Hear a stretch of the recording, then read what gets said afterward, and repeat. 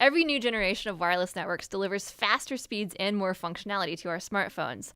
1G brought us the very first cell phones, 2G let us text for the first time, 3G brought us online, and 4G delivered the speeds that we enjoy today. But as more users come online, 4G networks have just about reached the limit of what they're capable of at a time when users want even more data for their smartphones and devices.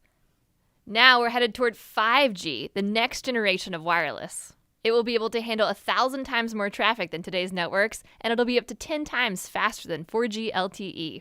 Just imagine downloading an HD movie in under a second, and then let your imagination run wild. 5G will be the foundation for virtual reality, autonomous driving, the Internet of Things, and stuff we can't even yet imagine. But what exactly is a 5G network?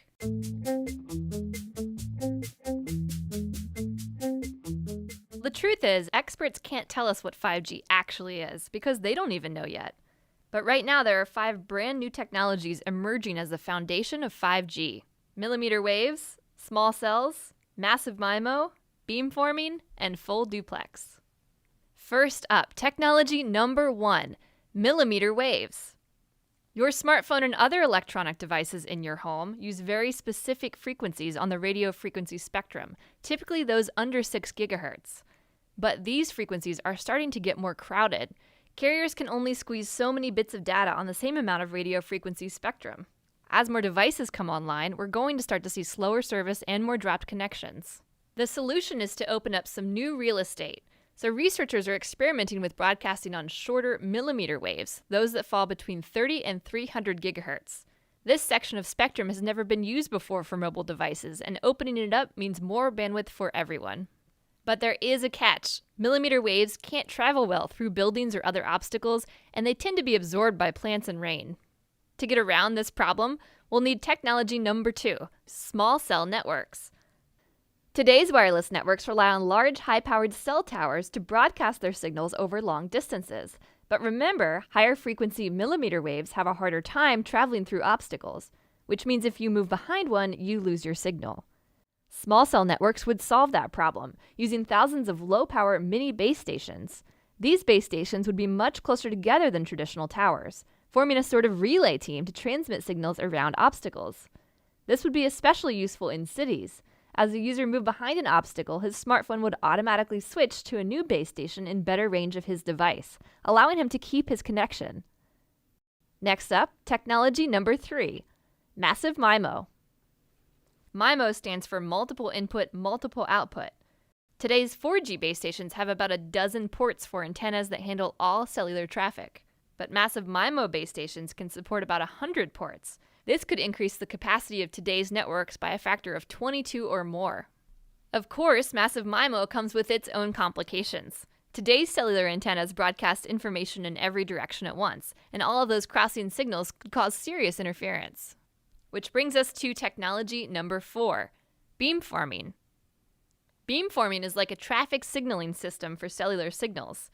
Instead of broadcasting in every direction, it would allow a base station to send a focused stream of data to a specific user. This precision prevents interference, and it's way more efficient. That means stations could handle more incoming and outgoing data streams at once. Here's how it works. Say you're in a cluster of buildings and you're trying to make a phone call. Your signal is ricocheting off of surrounding buildings and crisscrossing with other signals from users in the area. A massive MIMO base station receives all of these signals and keeps track of the timing and the direction of their arrival. It then uses signal processing algorithms to triangulate exactly where each signal is coming from and plots the best transmission route back through the air to each phone. Sometimes it'll even bounce individual packets of data in different directions, off of buildings or other objects to keep signals from interfering with each other. The result is a coherent data stream sent only to you. Which brings us to technology number 5, full duplex. If you've ever used a walkie-talkie, you know that in order to communicate, you have to take turns talking and listening. That's kind of a drag. Today's cellular base stations have that exact same holdup.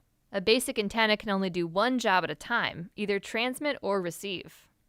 This is because of a principle called reciprocity, which is the tendency for radio waves to travel both forward and backward along the same frequency. To understand this, it helps to think of a wave like a train loaded up with data. The frequency it's traveling on is like the train track. And if there's a second train trying to go in the opposite direction on the same track, you're going to get some interference. Up until now, the solution has been to have the trains take turns, or to put all the trains on different tracks or frequencies. But you can make things a lot more efficient by working around reciprocity. Researchers have used silicon transistors to create high-speed switches that halt the backward roll of these waves. It's kind of like a signaling system that can momentarily reroute two trains so that they can get past each other. That means there's a lot more getting done on each track a whole lot faster. We're still working out many of the kinks with millimeter waves, small cell networks, massive MIMO, beamforming, and full duplex. In fact, all of 5G is still a work in progress. It will likely include other new technologies too, and making all of these systems work together will be a whole other challenge. But if experts can figure that out, ultra-fast 5G service could arrive in the next 5 years.